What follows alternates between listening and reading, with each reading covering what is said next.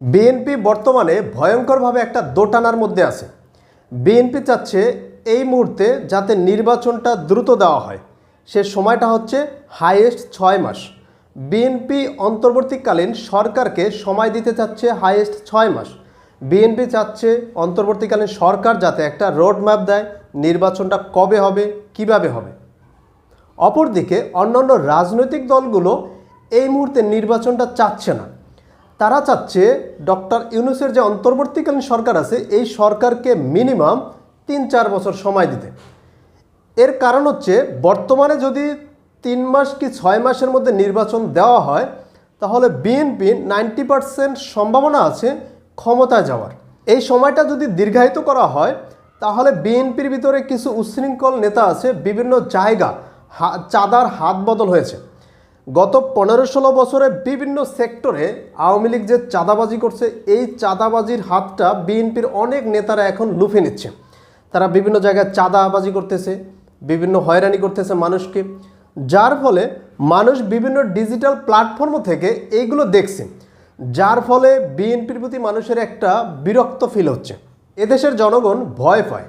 গত 15-16 বছরে আওয়ামী লীগ যে অরাজকতা করছে, দুর্নীতি, লুটপাট, মানুষকে হয়রানি, গুম, খুন, সাধারণ মানুষও মনে করে হয়তোবা এখন বিএনপি ক্ষমতায় আসলে এগুলো করবে না, তার নিশ্চয়তাটা কি? অন্তর্বর্তীকালীন সরকারের সময়টা যদি 3 বছরের চেয়ে বেশি হয় তাহলে বিএনপির বর্তমান যে জনপ্রিয়তা আছে এই জনপ্রিয়তাটা একটু একটু কমবে।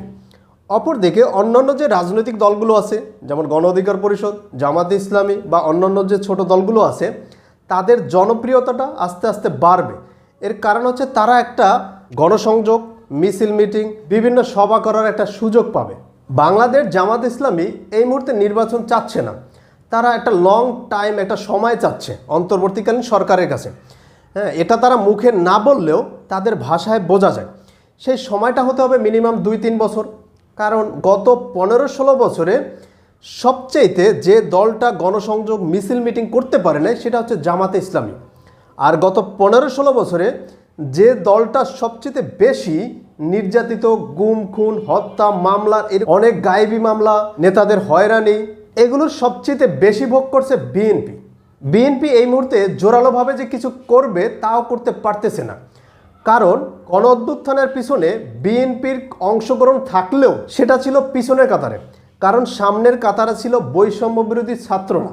যার ফলে বিএনপি যে একটা জোরালোভাবে বলবে বা জোরালোভাবে এই সরকারকে একটা চাপ প্রয়োগ করবে এই জিনিসটা আসলে হচ্ছে না।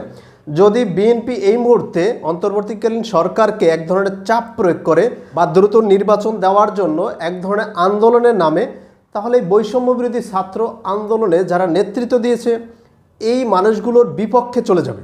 যার ফলে বিএনপির যে জনপ্রিয়তাটা আছে এখন এই মুহূর্তে তার চাইতেও আরও কমবে। অন্তর্বর্তীকালীন সরকারের প্রধান ডক্টর ইউনূস জাতির উদ্দেশ্যে যে ভাষণ দিয়েছিলেন সেখানে তিনি স্পষ্ট বলে দিয়েছেন যে নির্বাচন দেওয়া সেটা হচ্ছে রাজনৈতিক বিষয়। এখন রাজনৈতিক বিষয় বলতে বোঝায় যে এটা রাজনৈতিকভাবে মানুষ মোকাবেলা করবে, যে এই সরকারকে 2 বছর সময় দিবে না 3 বছর সময় দিবে। তার মানে একথা দ্বারা এটা বোঝা যায় যে তারা একটু সময় নিতে চায়, কারণ সময় নিয়ে এই বাংলাদেশের বিভিন্ন অবকাঠামোগুলো সংস্কার করতে চায়, প্রতিটা সেক্টর এমনভাবে সাজাতে চায় যাতে কেউ কখনো দুর্নীতি অথবা লেজুরভিত্তিক রাজনৈতিক যে একটা বলয় এটা তৈরি করতে না পারে। রাজনৈতিক সিদ্ধান্ত বলে বিএনপিকে এক ধরনের স্পষ্ট বার্তা দিয়েছে যে এটা তোমরা বললেই এখন নির্বাচন দেওয়া যাবে না, এদেশের জনগণ যেটা চায় সেটাই হবে, বেশিরভাগ জনগণ যেটা চাইবে সেটাই করা হবে। এখন বেশিরভাগ জনগণের ভিতর পড়ে কে? বৈষম্য বিরোধী ছাত্র আন্দোলন হচ্ছে সামনের কাতারে। সেকেন্ড নাম্বার যদি বলা হয় জামাতে ইসলামী, অন্যান্য দল, এরা আসলে মনে প্রাণে চাচ্ছে না এই 2-4-6 মাস কি 1 বছরের মধ্যে নির্বাচন দিতে। এই মুহূর্তে বিএনপি সবচেয়ে বড় একটা রাজনৈতিক দল। গত 15-16 বছরে সবচেয়ে বেশি নির্যাতিত, গুম, খুন, হত্যা মামলা, এই ধরনের যত গায়েবী মামলা দেওয়া হয়েছে সেটা হচ্ছে সবচেয়ে বেশি ভুক্তভোগী বিএনপি। অপরদিকে বাংলাদেশ জামাতে ইসলামীকে এই দেশের জনগণের সামনে এমনভাবে উপস্থাপন করা হয়েছে যে কেউ যদি জামায়াত ইসলামী বা ছাত্র শিবির রাজনীতি করে তার মানে সে বড় ধরনের অন্যায় করতেছে, যার ফলে জামায়াত ইসলামী খোলামেলাভাবে কোনো ধরনের সভা মিছিল মিটিং করতে পারে নাই। সর্বোপরি বলবো, আমার মনে হয় অন্তর্বর্তীকালীন সরকার এতটা তাড়াতাড়ি যাবে না। এর কারণ হচ্ছে তাদের টার্গেট হচ্ছে সর্বোচ্চ থেকে একদম নিম্ন পর্যায়ে যতগুলো অবকাঠামো আছে সরকারি, বিচার বিভাগ বলেন, প্রশাসন বলেন, সব সেক্টরে সংস্কার না করে নির্বাচন দিবে না।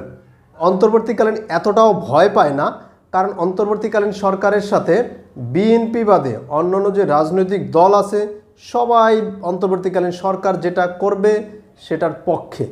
বিশাল একটা জনগোষ্ঠী প্লাস সাধারণ ছাত্রছাত্রীরাও এই অন্তর্বর্তীকালীন সরকারের পক্ষে। এজন্য বিএনপি তাদের বিপক্ষে গিয়ে কিছু করলেও সেটা হবে নিজের পায়ে নিজে কুড়াল মারা।